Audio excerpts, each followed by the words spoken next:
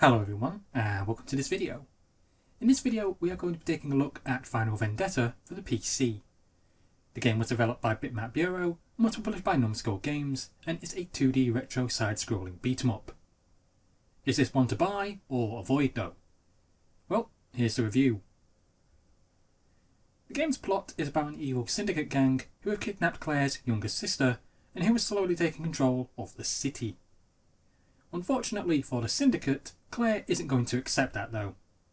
So with her two buddies, it's time to smash the syndicates to pieces and rescue your sister.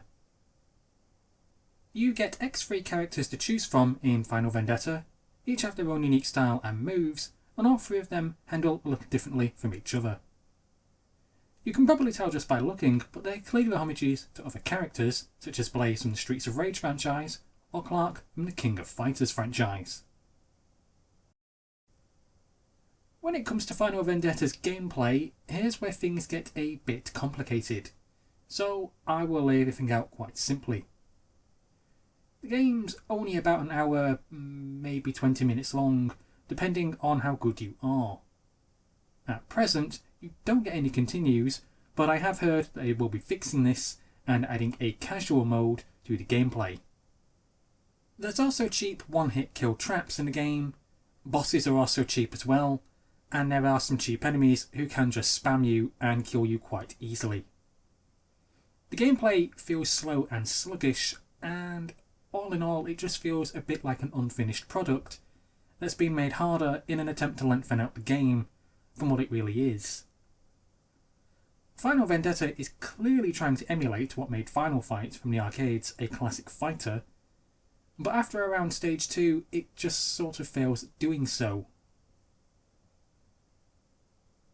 The game's graphics are going for the retro style look of the 16-bit era and arcade era, and I'd say that it's a 50-50 split as a result.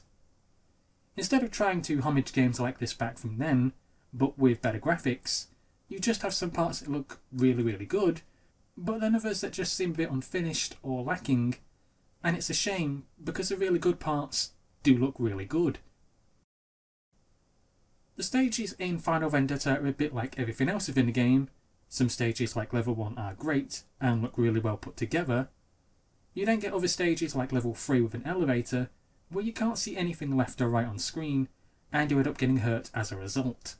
So some good levels, some average, and then some utterly terrible due to one-hit kill traps. If you're thinking about buying Final Vendetta, then I would say you might want to sit back and have a think about it. Final Vendetta is potentially a good game, but it's one that doesn't feel quite finished, and like in an attempt to make it appear longer than what it actually is, it adds cheap one-hit kill traps, and no continues, and then cheap enemies. Another thing to note, co-op only works via remote play. This is something which really should have had a proper online function put into it, considering that really this is a two-player game. Remote play is fine, but you can't always play with friends. I really do want to recommend Final Vendetta because I do like the music, I like some of the gameplay, and I like the characters.